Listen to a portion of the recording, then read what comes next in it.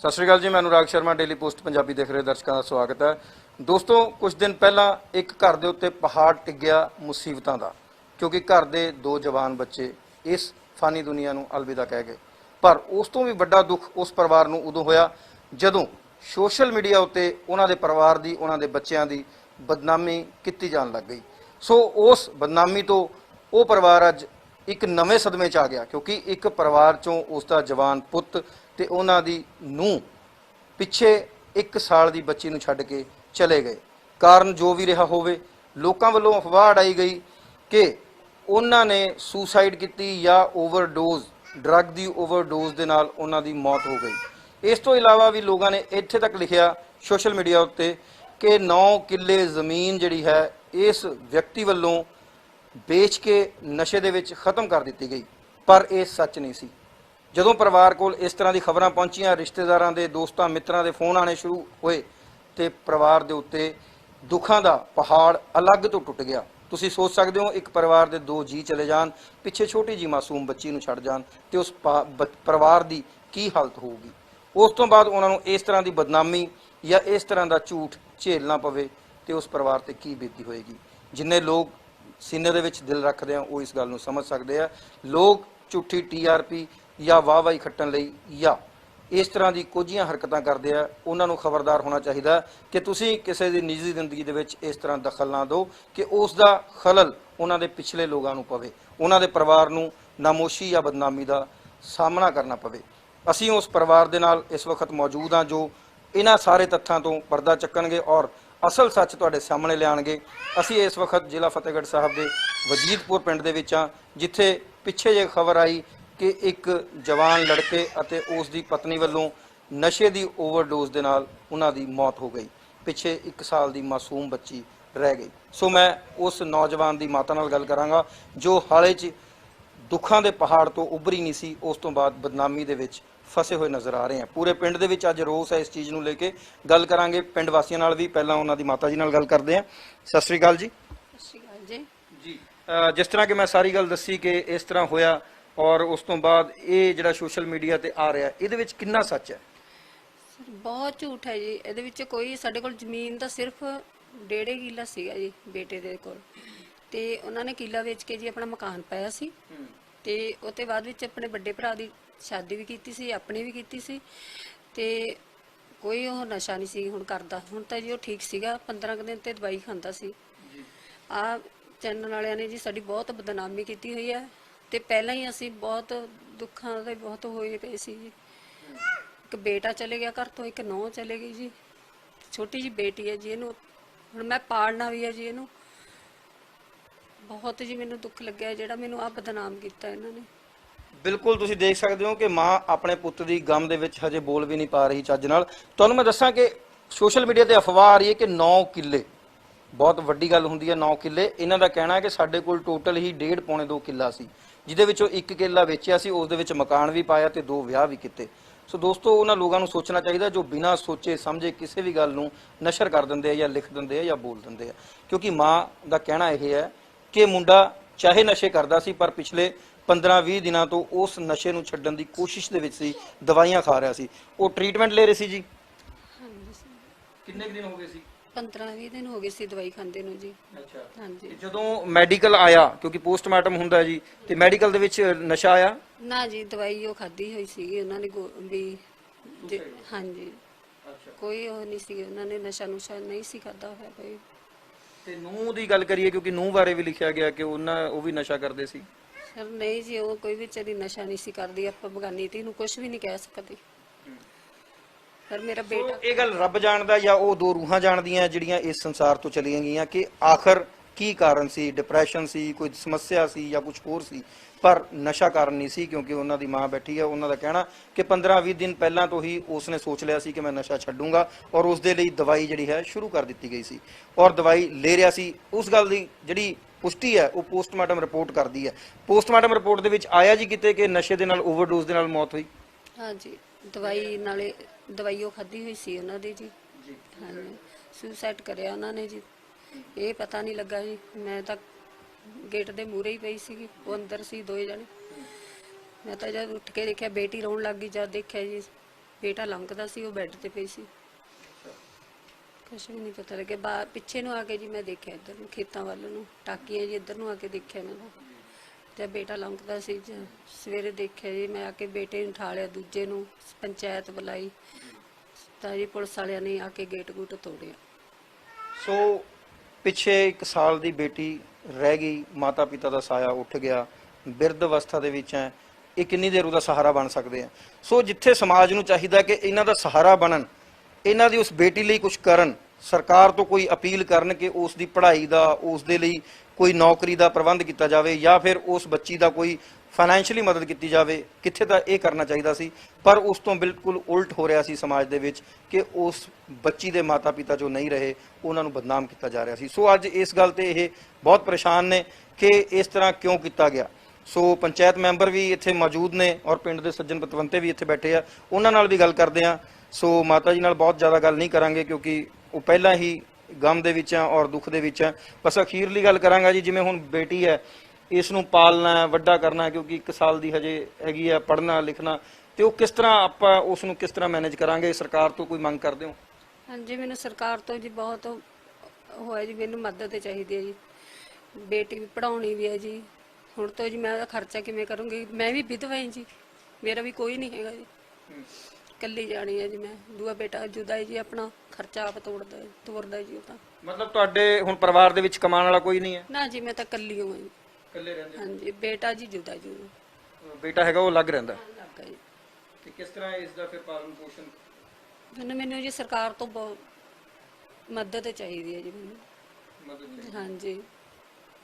ਸੋ ਇਸ ਦੁਖੀ ਮਾਂ ਦੀ ਇੱਕੋ ਹੀ ਪੁਕਾਰ ਹੈ ਕਿ ਮੇਰੇ ਇਸ ਬੱਚੀ ਦੇ ਪਾਲਣ ਪੋਸ਼ਣ ਦੇ ਲਈ ਸਰਕਾਰ ਕੋਈ ਮਦਦ ਕਰੇ, ਕੋਈ ਇਸ ਦੀ ਨੌਕਰੀ ਦਾ ਹਿੱਲਾ ਵਸੀਲਾ ਕਰੇ, ਜਾਂ ਫਿਰ ਜਿਸ ਤਰ੍ਹਾਂ ਕਿ ਬੜੀਆਂ ਕੇਂਦਰ ਸਰਕਾਰ ਵੱਲੋਂ, ਪੰਜਾਬ ਸਰਕਾਰ ਵੱਲੋਂ ਵੀ ਕਈ ਸਕੀਮਾਂ ਚਲਾਈਆਂ ਜਾਂਦੀਆਂ ਜਿਸ ਦੇ ਵਿੱਚ ਬੱਚੀਆਂ ਦੇ ਲਈ ਬਹੁਤ ਕੁਝ ਰੱਖਿਆ ਹੁੰਦਾ, ਬਹੁਤ ਕੁਝ ਦੱਸਿਆ ਜਾਂਦਾ। ਸੋ ਉਸ ਤਰ੍ਹਾਂ ਦੀ ਵੀ ਜਿਹੜੀ ਹੈ ਇਹਨਾਂ ਦੀ ਮਦਦ ਕੀਤੀ ਜਾਵੇ ਤਾਂ ਜੋ ਇਸ ਬੱਚੀ ਨਾਲ ਜੋ ਅਣਹੋਣੀ ਘਟੀ ਹੈ ਉਸ ਨੂੰ ਤਾਂ ਹਜੇ ਪਤਾ ਵੀ ਨਹੀਂ ਵੀ ਉਸ ਦੇ ਨਾਲ ਹੋਇਆ ਕੀ ਹੈ, ਤੇ ਬਿਰਧ ਅਵਸਥਾ ਦੇ ਵਿੱਚ ਵਿਧਵਾ ਮਾਂ ਹੈ, ਕਿਸ ਤਰ੍ਹਾਂ ਪਾਲੇਗੀ, ਕਿਉਂਕਿ ਦੂਸਰਾ ਬੇਟਾ ਜਿਹੜਾ ਉਹ ਅਲੱਗ ਰਹਿੰਦਾ। ਸੋ ਫਿਰ ਵੀ ਹਰੇਕ ਦਾ ਆਪਣਾ ਆਪਣਾ ਪਰਿਵਾਰ ਹੈ। ਸੋ ਇਸ ਬੱਚੀ ਔਰ ਇਸ ਮਾਤਾ ਲਈ ਸੋਚਣਾ ਚਾਹੀਦਾ, ਨਾ ਕਿ ਇਹਨਾਂ ਦੀ ਬਦਨਾਮੀ ਕਰਨੀ ਚਾਹੀਦੀ ਹੈ। ਸੋ ਗੱਲ ਕਰਾਂਗੇ, ਪੰਚਾਇਤ ਮੈਂਬਰ ਸਾਡੇ ਨਾਲ ਬੈਠੇ ਆ, ਉਹਨਾਂ ਦੇ ਨਾਲ ਕਰਾਂਗੇ ਗੱਲ। ਆਜੋ। ਸੋ ਇਸ ਵਕਤ ਸਾਡੇ ਨਾਲ ਮੌਜੂਦ ਨੇ ਕਮਲਪ੍ਰੀਤ ਜੀ, ਜੋ ਮੈਂਬਰ ਪੰਚਾਇਤ ਨੇ ਇਸ ਪਿੰਡ ਦੇ। ਗੱਲ ਕਰਦੇ ਆ ਕਮਲ ਜੀ, ਜੋ ਇਹ ਪਿੰਡ ਦੇ ਵਿੱਚ ਹੋਇਆ, ਤੁਹਾਡੇ ਇਹ ਅਣਹੋਣੀ ਹੋਈ ਹੈ ਪਿੰਡ ਦੇ ਵਿੱਚ, ਕੀ ਕਹੋਗੇ? ਉਸ ਦਿਨ ਤੁਸੀਂ ਪਹੁੰਚੇ ਤੇ ਕੀ ਤੁਸੀਂ ਦੇਖਿਆ? ਸਰ, ਸਭ ਤੋਂ ਪਹਿਲਾਂ ਸਾਨੂੰ ਫੋਨ ਆਇਆ ਜੀ ਇੱਥੇ ਤੋਂ, ਇਹਨਾਂ ਦਾ ਫੋਨ ਆਇਆ ਵੱਡੇ ਭਰਾ ਦਾ, ਗੁਰਵਿੰਦਰ ਦੇ। ਸਾਰੀ ਪੰਚਾਇਤ ਆਈ ਜਦੋਂ ਉਰੇ, ਅਸੀਂ ਆ ਕੇ ਦੇਖਿਆ ਇੱਧਰ ਨੂੰ ਸੀਸਾ ਪੱਟ ਕੇ, ਤੇ ਗੁਰਵਿੰਦਰ ਉਰੇ ਲਮਕ ਰਿਹਾ ਸੀਗਾ ਤੇ ਉਹਦੀ ਵਾਈਫ ਉਰੇ ਪਈ ਸੀਗੀ, ਨਾਲ ਹੀ ਬੈੱਡ ਸੀਗੇ। ਤੇ ਉਹ ਤੋਂ ਬਾਅਦ ਅਸੀਂ ਥਾਣਾ ਸਦਰ ਆਪਣੇ ਥਾਣੇ ਫੋਨ ਕਰਿਆ ਤੇ ਪੁਲਿਸ ਵਾਲਿਆਂ ਨੇ ਆ ਕੇ ਜੀ ਮੌਕਾ ਦੇਖ ਕੇ ਦਰਵਾਜ਼ਾ ਉਹਨਾਂ ਨੇ ਆਪ ਖੋਲ੍ਹਿਆ ਜੀ। ਸਾਰਿਆਂ ਨੇ ਮੌਕਾ ਦੇਖਿਆ, ਉਹਨਾਂ ਨੇ ਸੁਸਾਈਡ ਕਰਿਆ ਵਾ ਸੀਗਾ ਜੀ। ਹਾਂਜੀ, ਇਹ ਬਾਕੀ ਜਿਹੜੀਆਂ ਸਾਰੀਆਂ ਅਫਵਾਹਾਂ ਉਡਾਈ ਜਾਂਦੀਆਂ ਜੀ 9 ਕਿੱਲੇ ਵਾਲੀ, ਜੋ ਕੁਝ ਵੀ, ਇਦਾਂ ਦੀ ਕੋਈ ਗੱਲ ਨਹੀਂ ਸੀਗੀ। 1.5 ਪੌਣੇ 2 ਕਿੱਲੇ ਜ਼ਮੀਨ ਸੀਗੀ ਜੀ ਉਹਦੇ ਕੋਲ, ਉਹਦੀ ਮਾਤਾ ਦੇ ਨਾਂ ਵੀ ਸੀਗੀ ਵਿੱਚ ਤੋਂ, ਉਹਦਾ ਵੱਡਾ ਭਰਾ ਲੱਗ ਹੋਇਆ ਵਾ ਜੀ, ਉਹਦੇ ਕੋਲ ਵੀ ਸੀਗੀ। ਉਹਨੇ ਕਿੱਲਾ ਵੇਚਿਆ ਸੀਗਾ, ਇਹਨਾਂ ਨੇ ਆਪਣਾ ਘਰ ਪਾਇਆ ਸੀਗਾ, ਉਹ ਬਾਹਰ ਵੀ ਗਿਆ ਸੀਗਾ, ਕੋਰੀਆ ਗਿਆ ਸੀਗਾ, ਤੇ ਕੋਈ ਕਾਰਨ ਕਰਕੇ ਉਹ ਮੁੜਿਆ ਆ। ਹਰੇਕ ਸ਼ੁਰੂ ਤੋਂ ਨਹੀਂ ਹੁੰਦਾ ਜੀ, ਚਲੋ ਮਾੜਾ ਟਾਈਮ ਆ ਜਾਂਦਾ, ਪਰ ਫਿਰ ਵੀ ਆਹ ਗੱਲਾਂ ਗਲਤ ਹੈ ਜੀ, ਬਹੁਤ ਚੈਨਲ ਵਾਲਿਆਂ ਦੀਆਂ, ਸਾਰਿਆਂ ਦੀਆਂ। ਪਹਿਲਾਂ ਪੂਰੀ ਇਨਫੋਰਮੇਸ਼ਨ ਲੈਣੀ ਚਾਹੀਦੀ ਹੈ ਜੀ, ਉਹ ਤੋਂ ਬਾਅਦ ਗੱਲ ਕਰਨੀ ਚਾਹੀਦੀ ਹੈ। ਸੋ ਇਸ ਗੱਲ ਦਾ ਵੱਡਾ ਦੁੱਖ ਹੈ ਕਿ ਚਲੋ ਇੱਕ ਤਾਂ ਪੁੱਤ ਚਲਾ ਗਿਆ, ਨੂੰਹ ਚਲੀ ਗਈ, ਪਿੰਡ ਵਾਲਿਆਂ ਨੂੰ ਵੀ ਦੁੱਖ ਹੈ ਕਿਉਂਕਿ ਇਹਨਾਂ ਦੇ ਬਰਾਬਰ ਦਾ ਸਾਥੀ ਸੀ ਉਹ ਜਿਹੜਾ ਚਲਾ ਗਿਆ ਅੱਜ। ਸੋ ਇਹਨਾਂ ਨੇ ਜਦੋਂ ਦੇਖਿਆ ਤੇ ਉਹ ਸੁਸਾਈਡ ਹੀ ਸੀ, ਕਿਉਂਕਿ ਉਹ ਇੱਥੇ ਪੱਖੇ ਨਾਲ ਲਟਕੇ ਹੋਏ ਸੀ ਔਰ ਉਹਨਾਂ ਦੀ ਵਾਈਫ ਜਿਹੜੀ ਹੈ ਬੈੱਡ ਦੇ ਉੱਤੇ ਪਈ ਸੀ। ਸੋ ਉਸ ਤੋਂ ਬਾਅਦ 9 ਕਿੱਲਿਆਂ ਵਾਲੀ ਅਫਵਾਹ ਜਾਂ ਫਿਰ ਨਸ਼ੇ ਦੀ ਓਵਰਡੋਜ਼ ਦੀ ਗੱਲ, ਇਹ ਗਲਤ ਹੈ। ਸੋ ਇਸ ਤਰ੍ਹਾਂ ਨਹੀਂ ਕਰਨਾ ਚਾਹੀਦਾ ਸੀ। ਇਸ ਗੱਲ ਕਰਕੇ ਇਹਨਾਂ ਦੇ ਅੱਜ ਮਨ ਦੇ ਵਿੱਚ ਰੋਸ਼ ਹੈ। ਜੇਕਰ ਗੱਲ ਕਰੀਏ ਨਸ਼ੇ ਦੀ, ਜਿਸ ਤਰ੍ਹਾਂ ਕਿ ਉਹ ਨਸ਼ੇ ਦੇ ਵਿੱਚ ਤਾਂ ਦੇਖੋ ਤੁਸੀਂ ਕਹਿ ਰਹੇ ਹੋ ਕਿ ਨਸ਼ਾ ਪਹਿਲਾਂ ਕਰਦੇ ਸੀ, ਛੱਡਣ ਦੀ ਕੋਸ਼ਿਸ਼ ਕੀਤੀ ਜਾ ਰਹੀ ਹੈ। ਸੋ ਪਿੰਡ ਦੇ ਵਿੱਚ ਹੋਰ ਲੋਕ ਵੀ ਜਿਹੜੇ ਨਸ਼ਾ ਕਰਦੇ? ਤੁਹਾਨੂੰ ਮੈਂ ਦੱਸਦਾ ਜੀ, ਨਸ਼ਾ ਜ਼ਰੂਰ ਕਰਦਾ ਸੀਗਾ ਜੀ ਉਹ। ਉਹਦੇ ਉੱਤੇ ਤੇ ਪਹਿਲਾਂ ਐਨਡੀਪੀਐਸ ਦਾ ਪਰਚਾ ਵੀ ਹੋ ਗਿਆ ਸੀਗਾ, ਮਹੀਨਾ ਕੁ ਹੋ ਗਿਆ ਸੀਗਾ ਉਹਨੂੰ ਆਏ ਨੂੰ। ਉਹ ਤੋਂ ਬਾਅਦ ਉਹਨੂੰ ਚਲੋ ਸਮਝਾਇਆ ਕੁਝ ਵੀ ਆ, ਉਹ ਤੋਂ ਬਾਅਦ ਉਹ ਮਾਈਂਡ ਕੇਅਰ ਤੋਂ ਆਪਣੇ ਸਰਹੰਦ ਦਵਾਈ ਖਾਂਦਾ ਸੀਗਾ ਜੀ। ਤੇ ਸਾਡੇ ਪਿੰਡ ਤੋਂ 5-7 ਬੰਦੇ ਹੋਰ ਵੀ ਆ ਜਿਨ੍ਹਾਂ ਦੇ ਗਵਾਹ ਉਹ ਚੀਜ਼ ਦੇ ਵੀ ਹਾਂ ਗਿੰਦਾ ਉੱਥੇ ਤੇ ਦਵਾਈ ਖਾਂਦਾ ਸੀਗਾ। ਜਿਸ ਦਿਨ ਉਰੇ ਮੌਕਾ ਦੇਖਿਆ ਜੀ, ਉਹਦੀ ਡੈਥ ਹੋਈ ਹੈ ਜੀ, ਉਹ ਪਿਆ ਸੀਗਾ ਜਾਂ ਜਿੰਦਾ ਖੋਲਿਆ, ਉਹਦੀਆਂ ਮੈਡੀਸਨ ਪਈ ਸੀਗੀ ਉਰੇ, ਮੈਡੀਸਨ ਦੇ ਨਾਲ ਉਹਦਾ ਕਾਰਡ ਸੀਗਾ ਜੀ ਦਵਾਈ ਦਾ। ਕੋਈ ਓਵਰਡੋਜ਼ ਵਾਲੀ ਕੋਈ ਗੱਲ ਨਹੀਂ ਸੀਗੀ ਜੀ ਉਰੇ, ਕੋਈ ਸਬੂਤ ਇਦਾਂ ਦਾ ਕੋਈ ਨਹੀਂ ਮਿਲਿਆ ਜੀ। ਤੇ ਜੇਕਰ ਗੱਲ ਕਰ ਲਈਏ ਜਿਸ ਤਰ੍ਹਾਂ ਤੁਸੀਂ ਕਹਿ ਰਹੇ ਹੋ ਦਵਾਈ ਖਾਂਦੇ ਸੀ ਤੇ ਛੱਡਣ ਦੀ ਕੋਸ਼ਿਸ਼ ਕਰ ਰਹੇ ਸੀ, ਨਾਲ ਨਾਲ ਉਹਨਾਂ ਦੀ ਘਰਵਾਲੀ ਦੇ ਲਈ ਵੀ ਕਿਹਾ ਜਾ ਰਿਹਾ ਕਿ ਉਹ ਵੀ ਨਸ਼ਾ ਕਰਦੀ ਸੀ। ਦੇਖੋ ਜਿਹੜੀ ਚੀਜ਼ ਆਪਾਂ ਕਦੇ ਦੇਖਿਓ ਨਹੀਂ ਜੀ ਉਹਨੂੰ ਆਪਾਂ ਕਿਵੇਂ ਕਹਿ ਸਕਦੇ ਹਾਂ ਜੀ, ਕੋਈ ਕਿਵੇਂ ਕਰ ਸਕਦਾ। ਅੱਜ ਤੱਕ ਨਾ ਤਾਂ ਅਸੀਂ ਸੁਣਿਆ ਸੀਗਾ ਜੀ, ਨਾ ਕਦੇ ਵਿਚਾਰੀ ਦੇਖੀ ਹੈ ਜੀ।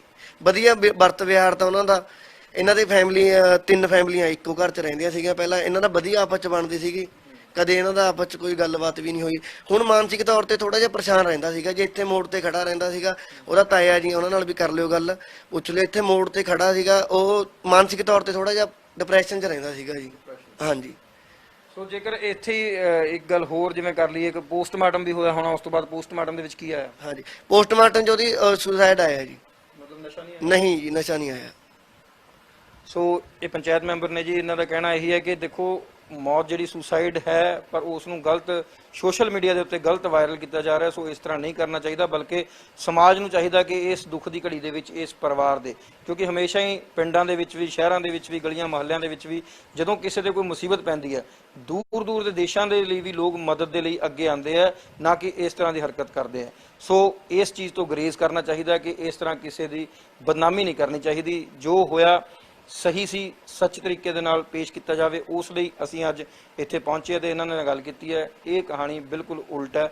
9 ਕਿੱਲਿਆਂ ਵਾਲੀ ਤਾਂ ਸਰਾਸਰ ਖਾਰਜ ਕੀਤੀ ਜਾਂਦੀ ਹੈ, ਕਿਉਂਕਿ ਇਹਨਾਂ ਦਾ ਕਹਿਣਾ ਕਿ ਕਿੱਲੇ ਹੀ ਉਹਨਾਂ ਕੋਲ 1.5 ਜਾਂ ਪੌਣੇ 2 ਨੇ ਤੇ 9 ਕਿੱਥੋਂ ਕੋਈ ਵੇਚ ਦੂਗਾ। ਨਸ਼ੇ ਦੀ ਜਿਹੜੀ ਗੱਲ ਹੈ, ਇਹਨਾਂ ਦਾ ਇਹ ਵੀ ਕਹਿਣਾ ਹੈ ਕਿ ਉੱਥੇ ਛੱਡਣ ਦੀ ਕੋਸ਼ਿਸ਼ ਜਿਹੜੀ ਹੈ ਕੀਤੀ ਜਾ ਰਹੀ ਸੀ, ਜੋ ਕਿ ਲਗਾਤਾਰ ਪਿਛਲੇ 20 ਦਿਨਾਂ ਤੋਂ ਦਵਾਈ ਖਾ ਰਿਹਾ ਸੀ ਔਰ ਉਸ ਦੀਆਂ ਪਰਚੀਆਂ ਔਰ ਰਿਪੋਰਟਸ ਹੈਗੀਆਂ। ਫਿਰ ਵੱਡੀ ਗੱਲ ਪੁਸ਼ਟੀ ਇਸ ਗੱਲ ਦੀ ਕਰਦਾ ਮੈਡੀਕਲ, ਕਿਉਂਕਿ ਪੋਸਟਮਾਰਟਮ ਜਦੋਂ ਹੋਇਆ ਉਸ ਦੇ ਵਿੱਚ ਕੁਝ ਨਹੀਂ ਆਇਆ।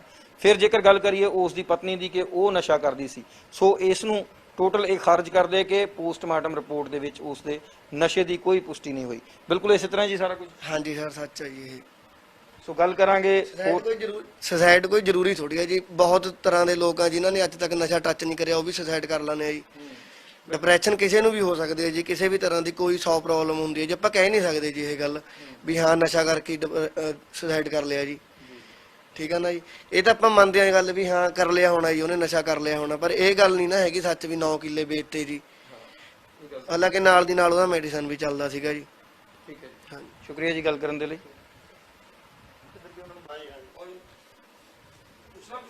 ਮੈਂ ਕਦੇ ਬੋਲਿਆ ਤਾਂ ਹੈ ਨਹੀਂ। ਫਿਰ ਨਾ ਪਤਾ ਕੀ ਤੁਸੀਂ ਬੋਲ ਦਿਓ ਜੀ, ਤੁਸੀਂ ਦੋ ਗੱਲਾਂ ਹੀ ਬੋਲ ਦਿਓ ਸਿਰਫ ਵੀ ਮੈਂ।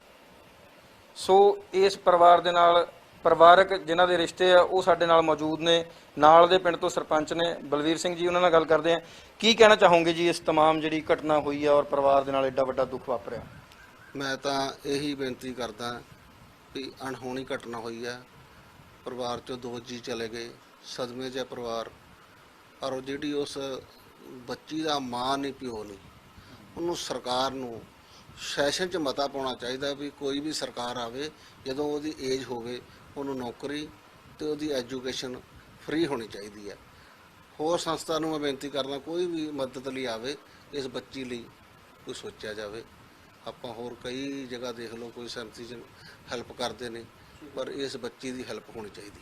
ਜੀ ਬਹੁਤ ਬਹੁਤ ਸ਼ੁਕਰੀਆ। ਸੋ ਇਹੀ ਗੱਲ ਅਸੀਂ ਆਪਣੇ ਮਾਧਿਅਮ ਰਾਹੀਂ ਕਹਾਂਗੇ ਕਿ ਲੋਕ ਜੋ ਸੰਸਥਾਵਾਂ ਨੇ ਜਾਂ ਸਰਕਾਰ ਹੈ ਜਾਂ ਕੁਝ ਇੰਡੀਵਿਜੂਅਲ ਲੋਕ ਨੇ ਜੋ ਦੁੱਖ ਦੀ ਘੜੀ ਦੇ ਵਿੱਚ ਲੋਕਾਂ ਦੇ ਮੋਢੇ ਨਾਲ ਮੋਢਾ ਲਾ ਕੇ ਖੜਦੇ ਆ, ਉਹਨਾਂ ਦੀ ਪੁਰਜ਼ੋਰ ਮਦਦ ਕਰਦੇ ਆ।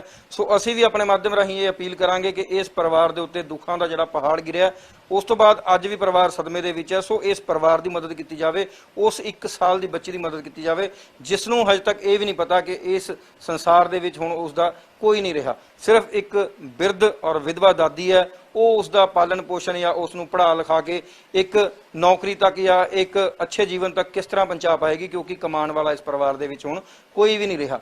ਸੋ ਅੱਧੇ ਕਿੱਲੇ ਦੀ ਖੇਤੀ ਦੇ ਨਾਲ ਵੀ ਇੱਕ ਬੱਚੇ ਨੂੰ ਪੜ੍ਹਾਉਣਾ ਜਾਂ ਪਾਲਣਾ ਬਹੁਤ ਮੁਸ਼ਕਲ ਹੈ। ਸੋ ਜਿੰਨੇ ਵੀ ਲੋਕ ਦੂਸਰਿਆਂ ਦੀ ਮਦਦ ਕਰਦੇ ਆ, ਚਾਹੇ ਉਹ ਸਮਾਜਿਕ ਸੰਸਥਾਵਾਂ ਨੇ, ਚਾਹੇ ਸਰਕਾਰੀ ਸੰਸਥਾਵਾਂ ਨੇ, ਚਾਹੇ ਕੋਈ ਹੋਰ ਦਾਨੀ ਸੱਜਣ ਹੈ, ਅਸੀਂ ਉਹਨਾਂ ਨੂੰ ਵੀ ਬੇਨਤੀ ਕਰਾਂਗੇ ਕਿ ਇਸ ਪਰਿਵਾਰ ਦੀ ਮਦਦ ਕੀਤੀ ਜਾਵੇ।